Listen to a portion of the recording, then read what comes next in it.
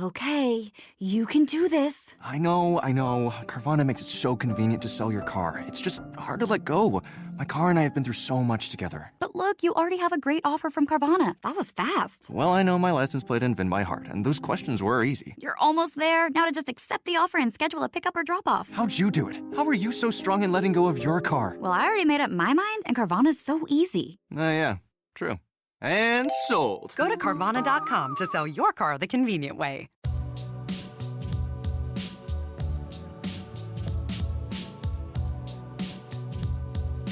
Decorating Pages is a podcast dedicated to taking you behind the scenes of the designs of your favorite TV shows and films. Each episode, I'll be sharing design stories from some of Hollywood's most famous sets. Interviews from set decorators, production designers, directors, and actors about creating the look of TV and film, about their design inspirations, and stories that take sets from page to screen.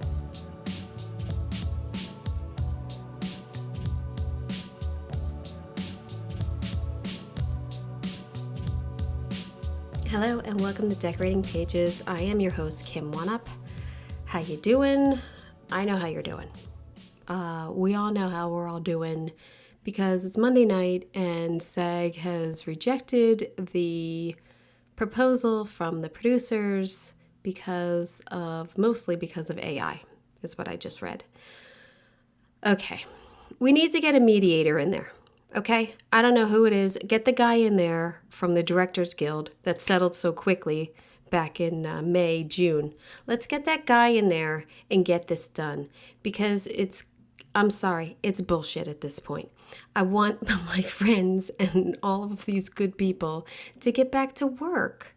Like, I'm in no way, when I said 3 weeks ago that I'm back to work, did I mean at all like Hollywood's back to work? I am very lucky that I'm on one of the few shows that is just prepping. We're not shooting. We don't have a waiver. We're just prepping. And even at that, they're laying people off on the crew because we have nothing left to prep without actors. We're all spokes in this wheel, and we can't. Now we're at the point where we need actors, and now they're probably going to have to shut this down if it doesn't get it together in the next 2 weeks. And I know that I've been pretty quiet in a sense of not giving out the urgency of this, but now I feel like maybe, guys, you gotta take a deal. I mean, you gotta do something. People need to work. The holidays are around the corner, and then my fear is, which I'm sure is creeping in everybody's mind, the producers are going to be like, well, now let's just take time and iron out this AI proposal because it's the holidays and they're not going to start anything up now and they're going to wait till next year. And I hate to put that out into the universe, but I think it's a really big possibility. So I can't believe they can't get this done. Like, seriously, come on. Get a mediator in there. Get Scorsese or somebody, or just get somebody in there. I don't know why I said him. Seems like a good guy. Seems like a dad or something. Get in there and figure it out. You know what? I mean, sidebar here. His daughter is on TikTok and Instagram, and she makes some great videos about him. He's hilarious, obviously, but he's Scorsese. But yeah, check that out if you had. I don't have her name in front of me, and I don't know, but it's Scorsese's daughter. So I think I'm talking about what it's on everybody else's mind, and I feel really stressed out for everybody. Mostly because I feel like it's affecting people's households so much. I can't take it. I just feel so bad at this point. So many people are out of work. Can we emphasize this? Can SAG get some PR of how bad it is for the rest of us? I mean, or can IATSE get in there and get some PR of how bad it is for us? More so than they have been, maybe? Call up Newsom or something? I don't know. I just have this little podcast, and I'm sorry. I'm sorry to everyone who's not working. And I probably won't be by the end of the week. Let's be honest. They're not going to keep us going. And I hate to put that out there because I want to work. I had such a great last Friday. decorating. Like I was in the zone. I was making decisions for the character. I was feeling out the space. I was moving things around. It just felt so good to be at work and to decorate I was in a meeting today. I was in a physical concept meeting today.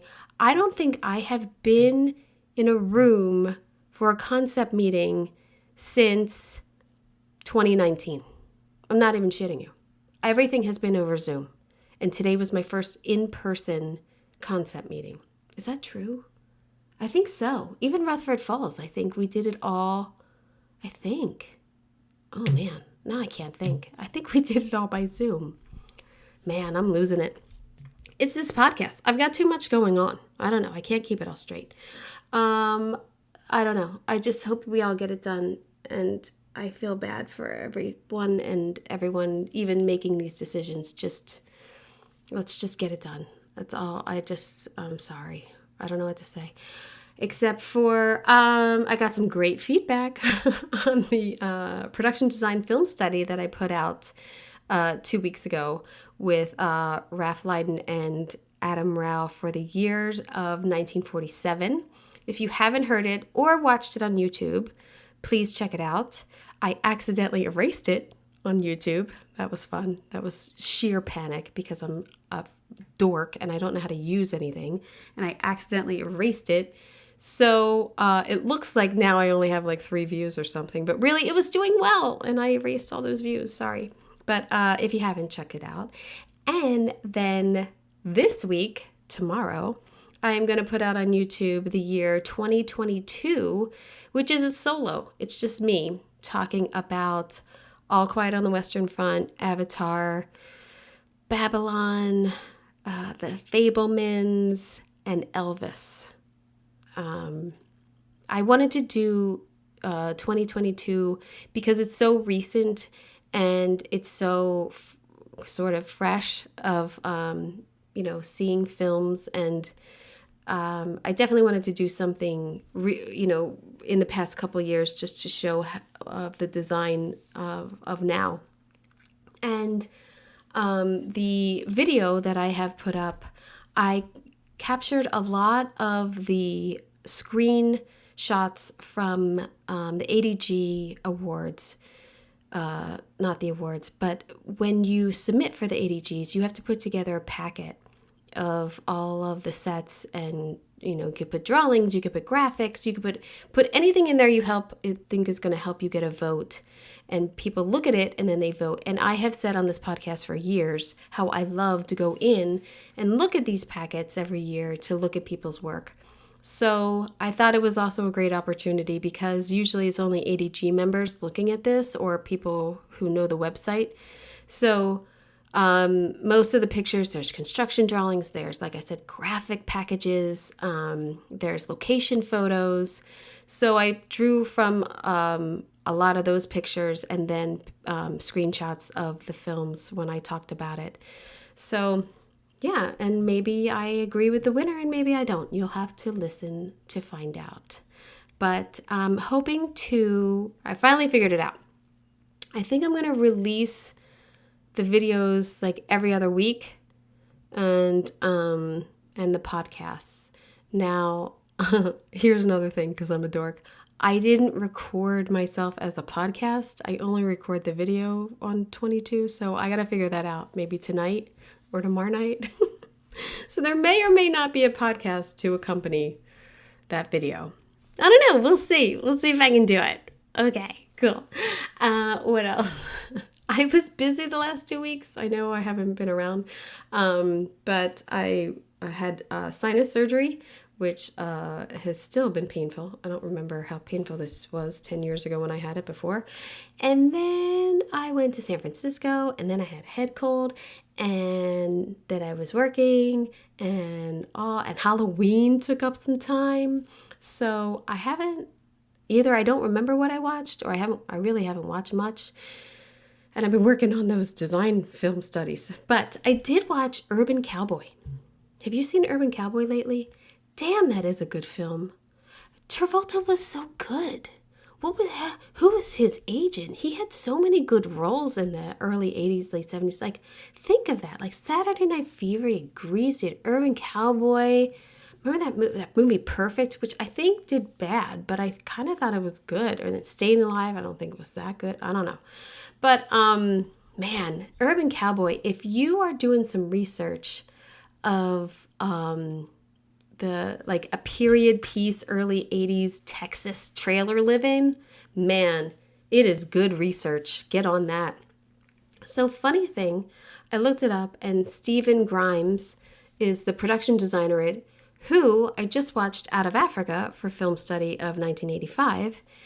And his resume is phenomenal. And then the decorator, George Nelson, did Apocalypse Now, Godfather 2, Mr. Mom, need I say more? One of my favorite films ever.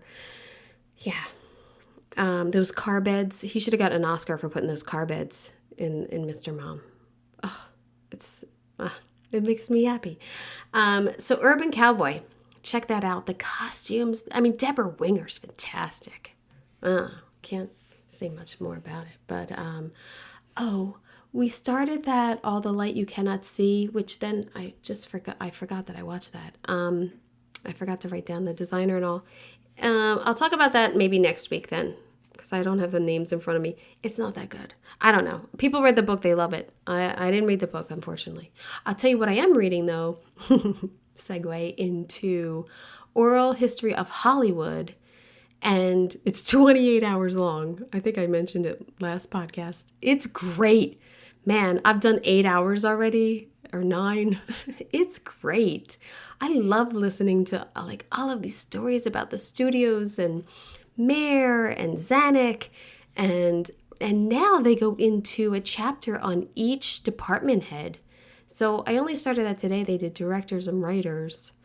Yeah, this book is fantastic. It's all an oral history. It's all interviews taken from AFI, basically, that they've collaborated to make a story out of. I don't even have the authors in front of me. I don't know where my cell phone is. But yes, Oral History of Hollywood. Definitely recommend that. That was on that list that I gave out a couple weeks ago of like film books you must read. That was on, I think it was IndieWire. But yeah. What else? That's it. Sister Wives. But, we don't talk about Sister Wives here. That's my other secret podcast you're not listening to with Jane Madden. But on this episode, I do talk to Jonathan DeRosa, prop master for the NBC show Found. The show follows a crisis management team dedicated to finding missing persons that are overlooked by the system. I talked to Jonathan about the meticulous art of prop creation and selection, which brings, these stories to life. He drew inspiration from Silence of the Lambs for this. And we talk a lot about character development and props and making props and, giving secrets away not too early or giving clues and Easter eggs and things like that in the show. So always great to talk to a prop master because a set decorator and a prop master work pretty closely together. We overlap a lot on little things. The prop master does everything that's very identifiable to the character. Their watch, their briefcase, their sunglasses, handwritten letters, things like that. We overlap a lot in tableware or like glasses or I can't think of what else we overlap. Just a million things. I can't think of one. Awesome.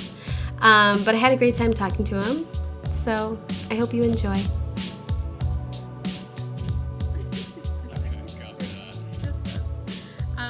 You're in Atlanta.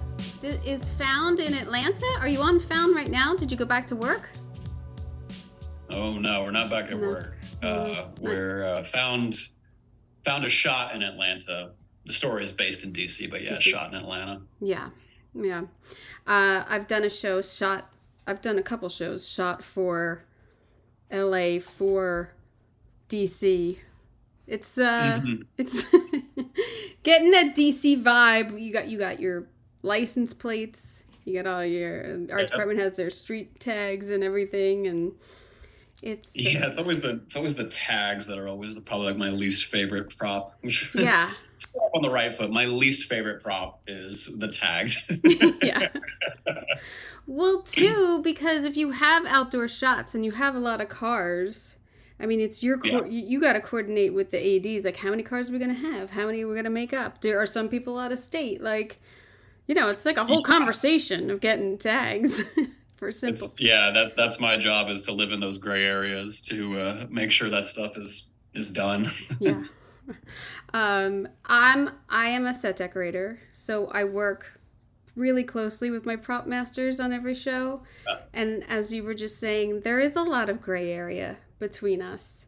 And from show to show, even I'll do these dishes, you do the bar taps, I'll do the bar taps this time. Okay, you got the dish. Okay. Yeah, so totally. It's kind of like it's a relationship. It's a little marriage between the prop master and the set decorator, I always feel. Totally.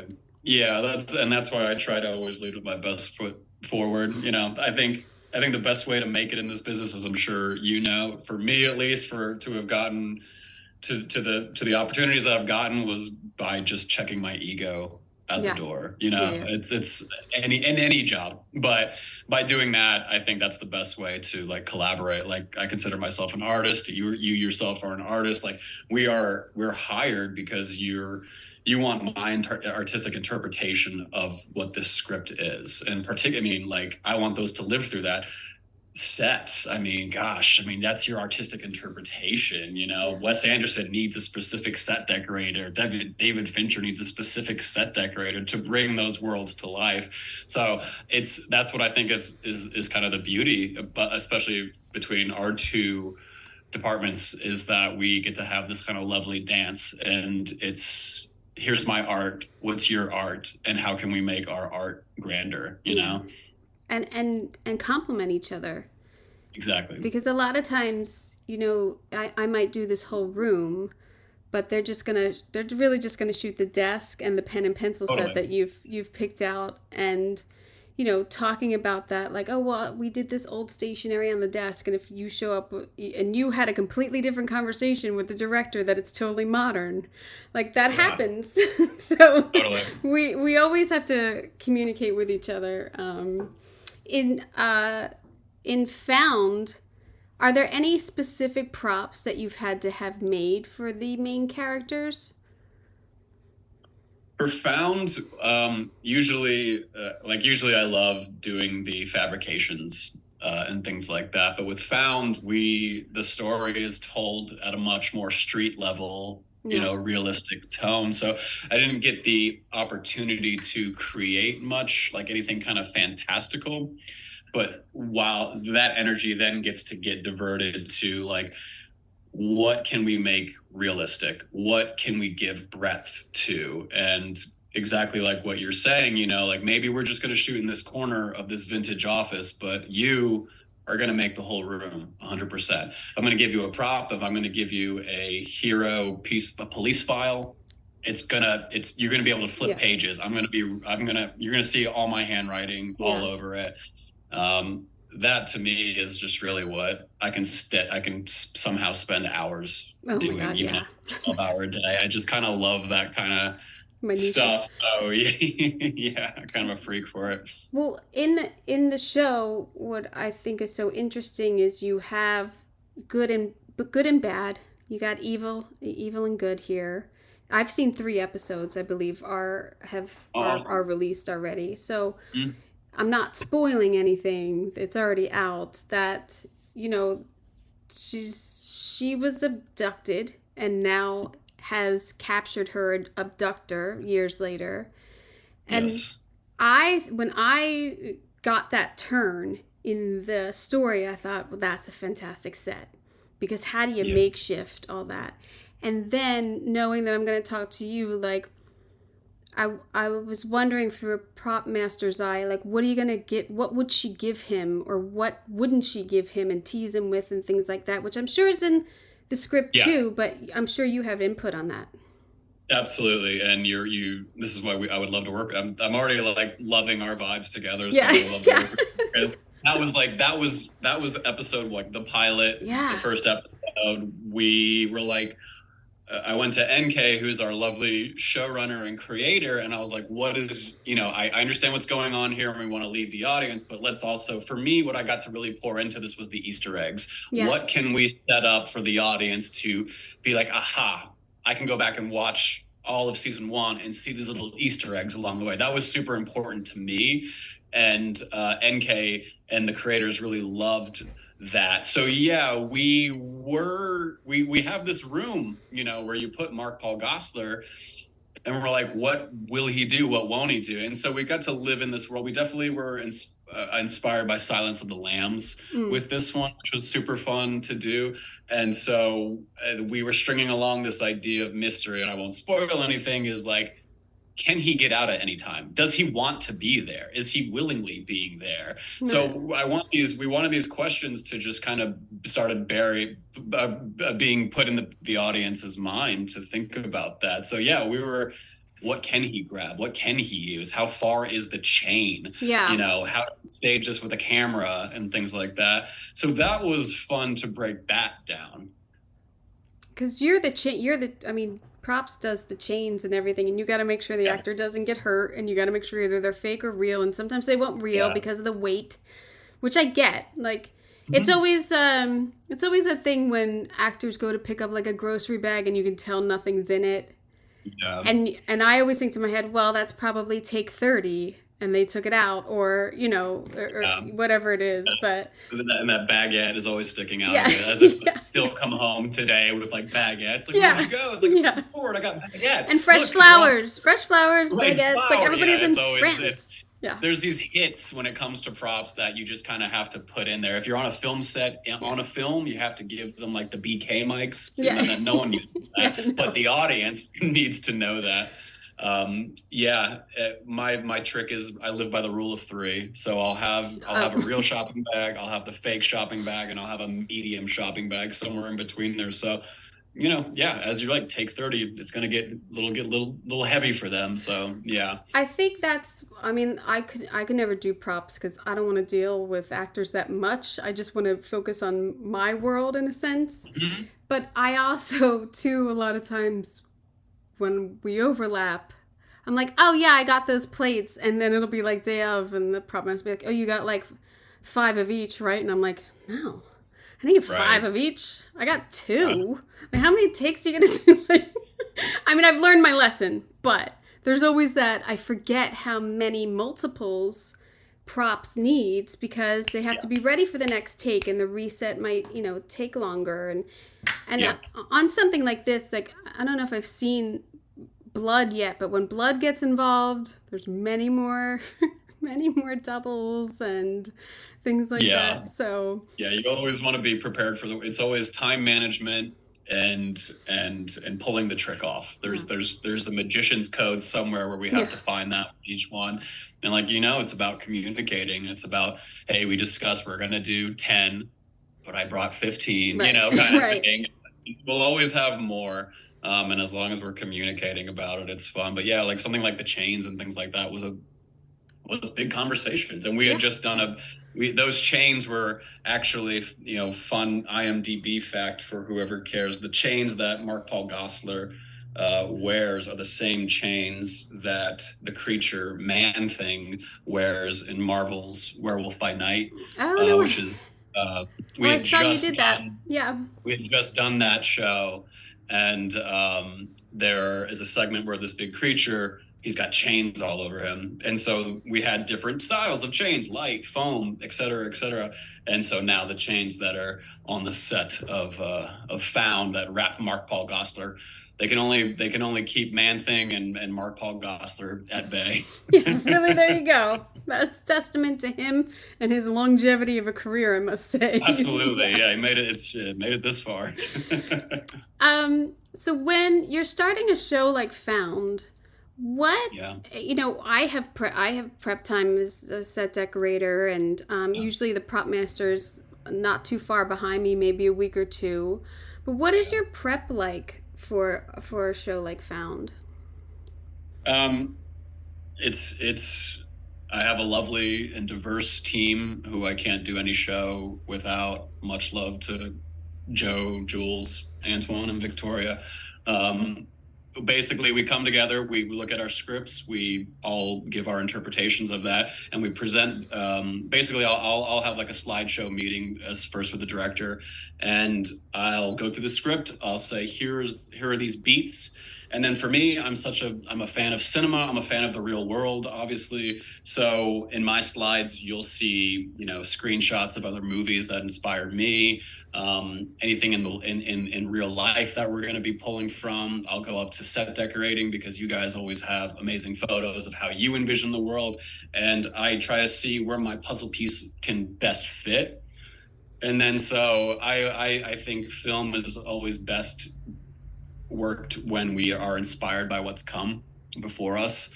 And so I'm happy to interpret things that have come before. And so, yeah, like we do, like this is, Found is my interpretation of Silence of the Lambs. I love that. It's a beautiful movie, and this is my go at it. And so I have that pitch in consideration of how we do that. And that's the snowball. That's the first meeting. 1 week later, we'll have a physical show and tell where we have the directors and the producers come out. We get to show them things. We get to interact with them and play with them. I like this. I don't like that. Let's get this out of here. Let's keep this as an option. And that's kind of how the ball rolls. It's the train track is always rolling, but again, it's about that constant communication. Hey, this might change a little bit on the day, just so you know. And luckily, everyone on Found and at Greg Berlanti Productions were genuinely amicable, genuinely lovely, and they consider everyone a department head, an artist, and what is on the camera at the end is our interpretation and our art. And it was just such a fulfilling and lovely experience. So yeah, I can't wait to get back to the second season. Oh, that's awesome. But how many, first of all, don't you love the words, we should have both? We should have both. Yeah. And it's you hear that a lot in prop, and when talking about props, like because you're presenting options and you just want an answer, and sometimes people are indecisive. Some shows, some people we should have both. And then you're like, oh my God, I got to make like 10 of each of these. Are you kidding me? Why did I just it's always there. And the funniest thing about that is always not looking at the director who wants both, because it's their prerogative to do so. It's always looking at the producer. For the producer, yeah. And like, they want both. It's an extra, pick one. X amount. I'll always keep a line in my budget. I have a little notes section in my budget for why a number is that, and I'll say, and I'll quote the director themselves. Again, it's just what happens. This is how the train rolls. How many episodes in season 1 are there? 10? We were lucky to do 13. 13, and, nice. Look at that. Yeah, rumors of season 2 were 22. It's above my pay grade, I hope, for as many, because each episode was really super fun to do. Each episode was about something that I genuinely cared about in a social issue. Yeah. So yeah, I'm excited to. That's a unicorn. You got a unicorn there for 22. I used to do 22s. I was on Bones, so I used to do 22s and like take the little. We got a couple people over from Bones. Yeah. Michael Schur, one of the producers. I think he did Bones. Bones was beautiful. I mean, what a cool set that you guys got to build, which I think for a challenge for you would have to be, how do I diversify one set? Because they're always, it's their headquarters, Yeah. So I think you did I watched Bones and I thought you did such an amazing job. Here's our main set. Here's the back one. It's lit this way, you know. It was very enjoyable. So kudos. Thank you. It was one of my first jobs, and a fantastic way to learn how to decorate, because although you have the lab to go back to every week, kind of like, the home base, like they have her office or her apartment to go back to, but then, there's always a dead body, or like there's always someone to be found. So it's such a great way to learn. It was for me for set decorating, because it was great. But trial by fire, don't we know it? We faked it till we made it. Yeah, and I'm sure you noticed on Found, their headquarters is all glass. Yeah, it is. I mean, but that's how it is now, because you want the depth and you want to shoot and you want the action of background and walking around in the background. It's beautiful set, and I love her apartment. Eddie Mattazzoni. He did a wonderful job really bringing that to life. And kudos to the camera department and our DPs too, because it's not easy to shoot a whole room of glass. Yeah. And they did creative ways of staging to put the actors in different ways to make it diverse for a 60-minute, a 40-minute episode. Yeah. Do you have anything? It might be something that hasn't aired yet, though. But do you have anything this season as a prop that sticks out to you that was like a huge challenge? I don't know if you can. Again, no. I don't want to. It's nothing. There's nothing overt spoilers. There is an episode towards the later half where we get to kind of emulate Comic-Con. There's a cross between like an anime convention and a comic book convention. I grew up a big comic book kid. That's why I worked on Marvel movies, and so that was super fun to do within within copyright laws. I've done a Comic-Con. It's really challenging. I mean, for props, getting all the like fake comic books if they're gonna hold them, or the costumes walking around for costumes to get those cleared. It's a huge deal to do a Comic-Con. Huge. There's a story about a killer who's targeting people who are fans of a book series, and there is a convention for this book series that the penultimate episode or the penultimate finale of the episode takes place at. And so we spent a good time working with our department and costumes and saying, what does this world look like? How do we bring it to life, from the badges that they wear to their elaborate costumes? And, we do these episodes, 8 days, 8 working days. That's a lot. Do you have an overlap day too? We do get a grace period day. Oh, yes, which is always you get a hiatus? You got a hiatus day in between episodes? No, we roll right into the next. You get into episode. the next. Yeah. So you're doing 8 days. You're doing 1 through 8, and then day 1 is the next day, or are you doing day 8 and day 1 on the same day? They were able to schedule it. They were able to schedule like the finishing of one episode and the beginning of the next. So we kind of got like this half-day grace period. Oh, hey, we're going to start this day finishing episode 12, and then halfway through episode 13, director is going to step in. So we have little grace periods there, which to me felt like a lot. I would kill for a hiatus. Yeah. I said that, then the strike happened. So now not like I don't mean like that. I mean like doing a show. Like we used to do like 3 episodes in half hour. We do 3 episodes hiatus week, 2 episodes hiatus week, 3 episodes hiatus week. Like even in half hour we had that. On Bones we would do 2 or 3 episodes and then have a week off. Like there was a breather for 1 hour back then, way back then. Yeah. No, we didn't get those kind of races. But I will say that the production really, like I said, Greg Berlanti's production company and everybody really cared about the crew, and they did not. Yeah, I've been on shows. I've been in this business 12 years where the production killed the crew. Not on found. Yeah. No, it seems. I watch it and I think about. I mean, I have twin 5-year-old boys, and when kids are abducted or anything, it's just like takes your breath away. Like, I can't believe this actually happens. And then in the scenes where she was taken for a year, and then he takes someone else and brings this other child in, it's like horrific in a sense of like, and then trying to put the responsibility on her.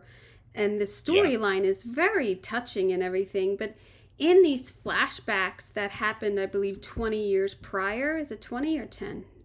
20 years. I believe it's 2003, but don't hate me if don't be mad at me if I'm wrong. But in doing the flashbacks, were there any specific props that you had to, date and go back and get? That was fun because actually, we actually did get to do more props with the flashbacks, which was fun because we did have to date them accordingly. It might have been 2012. I think 2000. Right. I think thinking my age of her at that time. I think 2012. So we had to make sure, you'll see cell phones later, that those were appropriate. We had to make sure that they worked. In the first episode, one of my favorite classic props is the black cast iron pot. Yeah. And teen Gabby, she just does this beautiful bam. Yeah. And our lovely stunt coordinator, Mo, helped set that up. And I just love a good action like that. And man, that kid, she's going to be a star. She sold it. She's really good. She's beautiful. Yeah, she's really good. She's great. We wanted that house to have a vintage grandma kind of vibe, because that's eerie. That was something that was really important to me, was like, how can we make everything that he gives to her look wholesome and lovely and something that you would buy at the store, but there's just this menacing undertone to what's going on here. You have a young Black girl who is abducted, taken by a white man, and he thinks it's okay. So he's living this freaky fantasy of it being okay. So we wanted the placemats and the plates to have just kind of like this subtly lovely kind of vibe to them, because it's eerie and it's disgusting. Yeah. So the image you're looking at, you should be repulsed by. And so I think we got to have fun doing that. And then Sir's scripts are probably our biggest prop of the season. Basically, we had a lot of backstory with that we'll get to know more. But has Indiana Jones has got his whip. Sir is a yellow notepad, and we'll find out more about that. And so we were just doing pages of stories for him, going to like darker places, and also just trying to emulate someone who would do such a heinous, entitled, horrible thing. Yeah, it's funny when you talk about the set where he's holding these girls hostage. I kept looking at the sofa and the Afghan blankets and like older pillows, and I was trying to think, like, is this a basement? Like, it's like trying to figure out like where it is. So like I know I gotta keep watching to figure it out. But it's just like a half-built house. But I think like what you're doing is what your point at is nailing what the art department was thinking, and that's kind of a characterization of this person, is that you have an ugly old house. Yeah. And he's putting what he thinks are pretty things on that. The seed is evil at the end of the day. And I think that house represents how Sir approaches this character and his mindset. And it's just, I forgot about how nice they made those couches and looking like that. And the previous episode, we got to do a cake. The cake that he throws on the table. Birthday cake. Cakes are always big with props. How many takes? 20 takes. I think we had about 6 cakes on that one. Luckily, Mark Paul is someone who's amicable to work with, and it fell very nicely. It fell and collapsed very nicely, I must say. We had a food stylist. We made it happen. She built it at a slant and put the frosting a little bit higher on the edge, so when it hit, it slid, which was super fun little trick that we got to do. And we also, we made it flowery, yellow. I wanted that to stand out, because like, where did he go to get that? And that's the world that set decorators and prop masters get to live in, is like, where did they come from? What is that idea? Well, that's always the thing too, because I always think of what is the economic range of this character, and they would go to Target. So, or they would go to Kmart or whatever. They would shop at Ethan Allen. I'm not above it. I believe that they would go to that. I think it's realistic. Yeah. That's not to say that, the production designer who does like There Will Be Blood is not going to use authentic ways to do their job. But we get to live in this world where that is kind of realistic, and makes sense to me.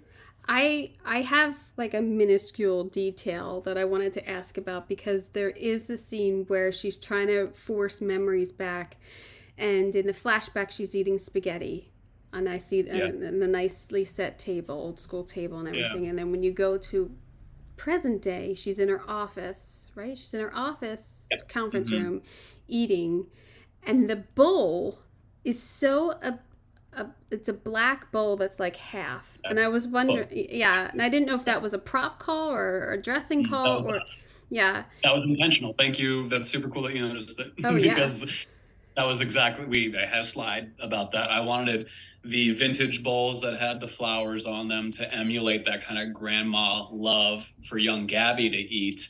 And then, yeah, that cut to where she is today. Yeah. The food is the same, but the bowl is different. You know, the bowl is rich. She's got money with her now, but the food is the same. The problem is still the same. So in that moment, spaghetti can represent, you know, depression, and that's kind of like the fun that we get to have artistic interpretation with. And yeah, I think Gabby is, her style is almost forcing herself to try and forget the past of who she truly is, Yeah. where she came from. Such an interesting character and interesting storyline. But yeah, the bowl stuck out to me because they did the cut where you're like, it's spaghetti there, it's spaghetti here. But to me, I'm like, that bowl is so significant that it's because it's obscured. It's like a half bowl. It's like, yeah. But it was a great choice because it made me think. even if I wasn't a decorator, I feel like I would have thought about that of like, oh, look at that bowl. So. Yeah, it's a yin yang. Yeah, that's exactly what it is. How big is your crew on this show? For me, I had Joe, Jules, Antoine, and Victoria. So it was 5 of us all. Nice. That's a good crew. I mean, an hour long is a lot. It's a lot to prep. Yeah. Yeah. It's I'm always overseeing what's, you know, what the next day is. That's kind of the prop master job. Yeah. I have 2 assistant prop masters. They are the executing the day of and prepping the next day. And then I have a buyer who's always just out there. You know, you know the buyer. And then we have an extra assistant on set. So I saw that you have done a lot of the positions in the prop department. Did you have a favorite besides prop master? Let's say you love it. Which sounds like you do. Yeah, I was lucky enough to, when I got into this business, props always spoke to me. I really didn't want to do anything else for whatever reason. I wanted to hold Captain America's shield. You know, yeah. I think I said it on another interview where Ninja Turtles. I always loved Ninja Turtles. They all had different props, and I thought that was cool, and they were individualized. Yeah, so that's kind of how we kind of thought about it. Well, it's interesting because, you know, I think that's always the best way to be in this business is to have worked your way up so that you know what all these positions do. So when you are hired, you know what to expect from people and what their job is. And I think it kind of, you know, isn't always great when people just are a prop master. I've done every job that my team has done, and I would never ask anybody to do anything that I wouldn't. Exactly. And as a leader, I just want to lead with positivity and empathy, and I want, you know, I've had my experiences of negativity with people, you know, through my business. It's the film business and get a little crazy. I don't want it to happen to the future. I want us to be the change, and so. Yeah, I would say, to answer your question, I think prop buying was my favorite. I got to do that on a show called Sleepy Hollow, which actually crossed over with Bones. That's right. Yeah. Was John Zachary the production designer when you were there? I think he did Sleepy Hollow. No, he didn't do Sleepy Hollow. No. I didn't get the chance to go over to Bones. Actually, I think I don't think I was on that season. Oh no, I wasn't on Bones when they did the crossover either. But I feel like a friend of mine did Sleepy Hollow, but whatever. But yeah, that was a great show. That was a fantastic looking show. Sleepy Hollow was fun. I'm from Wilmington, North Carolina originally, and that's where they shot the first season. And it was a treat to do because each episode was different and fantastical. So each episode was like a mini blockbuster. And especially when Len Wiseman is directing your pilot. And so we got to do a lot in a little time, and the show was just beautiful for it. That's why Sleepy Hollow is a special place in my heart. You always know it's I feel like all of us have a special, like, I relate some shows to like, oh, that was like high school and that was my college and this is my after grad, like this is my adult show, or like, you know, I don't know. It's weird how you could start to relate shows to like, that was a dark period, that was dark, or like, that was the best, that was so stupid, and that was the best. Like, I love it. I'm grateful for it because before I worked in the business, I worked at IBM. I did 2 years working at IBM behind some cubicle, and I couldn't tell you what day was what.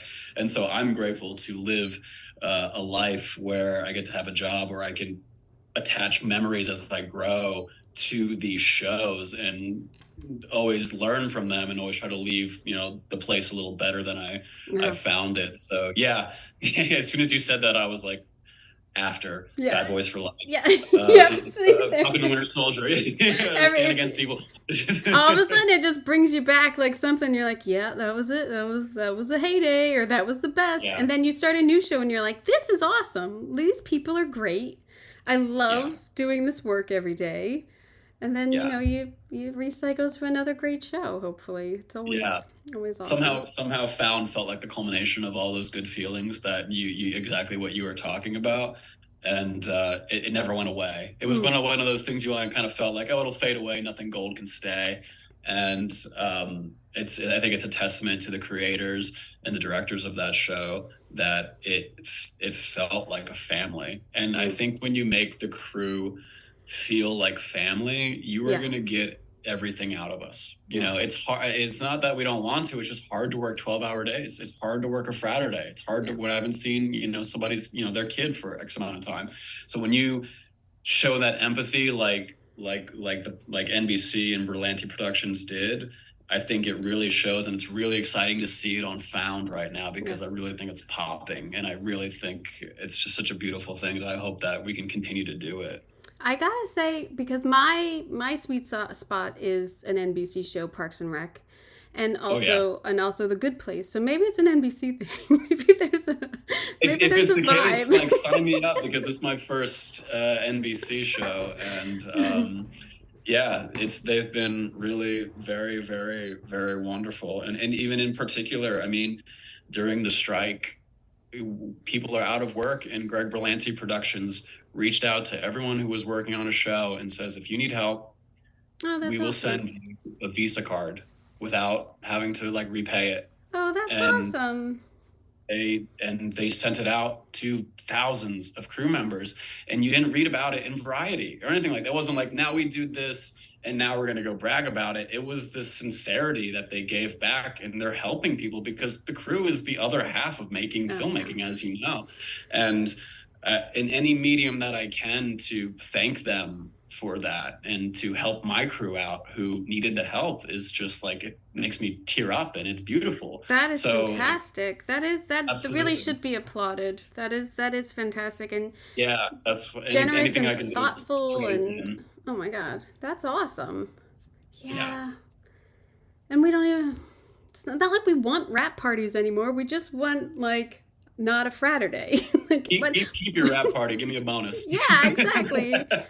It's just say set deck. I mean, a lot of times we have to work Saturday to wrap locations, but we're tag teaming the crew at 6 a.m. that they just got done shooting, and then we're there to take the set down.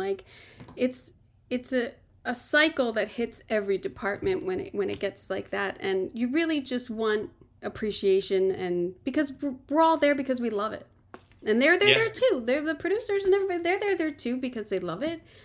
And that's addicted to it. Yeah, and the strike only bolsters that, in my opinion. And you know what? Any other job that people go to, people are going to complain about work. So film people, we always complain about work. Stop complaining that we complain about work. It's fun. Yeah. Well, that's what I always say. I'm not pushing concrete, but it is hard. It is right. Exactly. draining. Exactly. So you've had off. We don't know if there's a season 2. I don't know. But are you you're waiting? We're just waiting for this strike to be over, right? Yeah, we're waiting for it to be over, but waiting for it to be over within strong solidarity. Yeah. I don't think I've ever been more thankful to be a union member, particularly with how times are. We're not the only union. We're not the only industry that's striking right now, and it's it's an interesting time, but Yeah. for me, I'm proud to stand in solidarity with them. I am too. I just, if it's taken this long, I want you to get everything you want because it's taken this Get 'em. long. So Absolutely. hopefully they got back to the tables today, and hopefully there's some good news. So, and we'll be. Hopefully, yeah.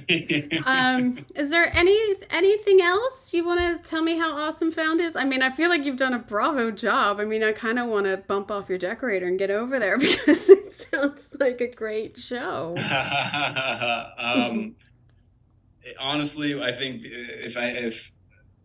I think my favorite thing about Found, my career trajectory is always to be doing kind of fantastical or sci-fi. That's definitely like my genre because the objects have to be interpreted, and I love that. And when I was offered Found, I said no to it because I thought I knew what it was. I was like, oh, kind of police procedural. That sounds boring. And I'm so grateful that I did take the job because I would come home and I would talk to my wife and I would say, hey, like these scripts like actually like kind of cool. Like I think they're actually saying something. They're using the medium of NBC to bring light to social issues. Like it's okay to be trans. It's okay to be yourself. It's okay to be an older queer black male. It's okay to be polyamorous. It's okay to be a sex worker. Each episode is tackling these different subjects that I think a lot of people have kind of shied away from. Yeah. And they went into it in a smart way and hooking around the story of Gabby and Sir with Shanola and Mark Paul at the head of it. I don't know. It just kind of like, it seemed like lightning in a bottle. So it's cool to just see it unleashed. Yeah. And I'm really excited that there are more stories that are about really cool social issues that I don't think are being talked about, but I think they're about to be talked about a lot more, not solely thanks to Found, but because Found is utilizing its platform to help elevate these stories. I completely agree. And I think one of the things it does well is because they're trying to find people who aren't in the media, who aren't number one up on the missing persons list. They're trying to find people who aren't getting the attention. So you connect with, there's somebody lost, there's somebody been taken, and you want her to find them. And then you find out who these people are. So you've already connected, with the older gay man and then you know what I mean? Like, I think it breaks down your prejudice of who these people are, because at first you just have empathy that you want them to be found. So it's a wonderful way to write. It really is. A lovely way to think about it, and I think that's very important. I think that's the trick of the show. This hook of the show is kind of like, you don't really meet the person who's missing until the end of the episode. That's hard to do. So it's upon us to bring that world, that person to life. And that's where I think Found really shines, is that it really takes, because you don't have that person there and they're the core of that episode, it takes all the other departments to come together and say, hi audience, care about this person you haven't seen yet for the next 40 minutes. Yeah, no, it's great. Let me ask you the last question. Any film, any TV show in history you wish you could have prop mastered? The Princess Bride. Yes. Yes. Not even, like, no question. The Princess Bride is the greatest movie that's ever been made. It has every single genre represented in a hour and a half. It's funny, it's heartbreaking, it's beautiful. It's secretly a Christmas movie because he's telling the story at Christmas, so that also counts. But all the props and all the knight stuff, all the medieval stuff about that show, I would have loved to have absolutely have been a part of. Obviously, there are Star Wars and things like that, and Teenage Mutant Ninja Turtles. That's a great answer. Scott Wilmington, which I got to see the continuity photos of when I was coming up. They're all on Polaroids. That blew my mind. But Princess Bride, final answer. That is a fantastic answer, and no one has ever given that answer before, so thank you very much. Oh, really? Oh, yes. awesome. Yeah.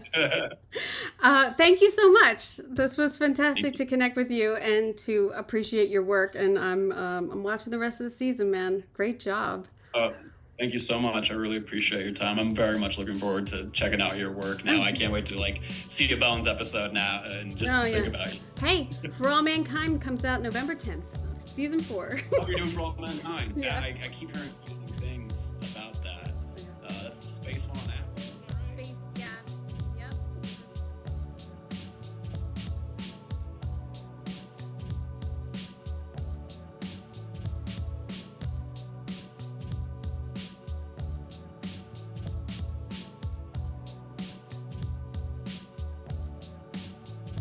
Super fun to talk to him. Super fun. I like Found, and as I said, I do like the way that this story and the show is written, that you understand that that person isn't getting the attention that they should from the police because of this and that, but you feel for the person because they've been abducted or they've run away, like whatever their circumstances. And then they reveal, who the person is, whether they're good or bad, or they're a hooker, they're, just elderly gay man, like, as they said. I like that they're disguising who these people are and making you feel empathy for them before they reveal who they are. And I think that is a lesson in itself, and I think that's good writing, I gotta say. Props and the sets and everything. It's a good show. I heard it's doing really well. I actually read that today on probably Deadline. I think I read it on our IMDb Pro. The show's doing really well. I think it is an NBC show. I'm not sure if it's on, I forgot to ask if it's on NBC or if it's on Peacock, but Found, check it out. And thank you so much to Jonathan. I appreciate his time. I know people get busy, even if you're not working or working, people get busy. And how about his producers sending out funds to their crew? Bravo to them. That is fantastic. That is so nice. That is fantastic. So, bravo.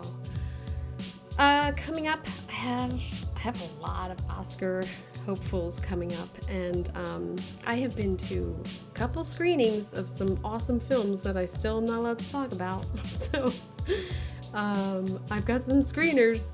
I'm not allowed to talk about them yet, but man, this Oscar season is a good one.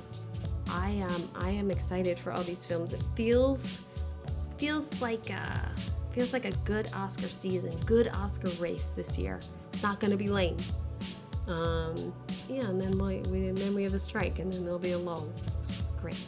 Anyway, excited. I never want to say who I have coming up, sometimes because schedules change and things happen, and so, it happens. But I do have the film studies. Check those out on YouTube and the podcasts. And again, trying to release them every other week. It's a lot of work, but I'm trying. So, yeah. I hope you got an earful. I'm Kim Monup for Decorating Pages. Welcome to Pro Tips for the Pros, brought to you by Floor & Decor Bailey's Crossroads. In this series, we'll explore essential advice for professional contractors to deliver outstanding renovation results. Let's dive in. Clear communication is key to a successful renovation. Keep the customer informed at every stage of the project, addressing any concerns or questions promptly to maintain trust and satisfaction. Thank you for joining us for this pro tip on planning thorough renovations. Stay tuned for more expert advice brought to you by Floor & Decor Bailey's Crossroads. A lot of people tolerate ordinary. Ordinary bathrooms, kitchens, entryways. Well, not on your watch. If you're a pro, you've got a new partner in town. Floor & Decor. From tile to wood to stone, Floor & Decor has more styles and job lot quantities of Schluter, Mapei, Laticrete, and other brands pros trust. Come see a whole new way to wow with Floor & Decor. Coming soon to Bailey's Crossroads.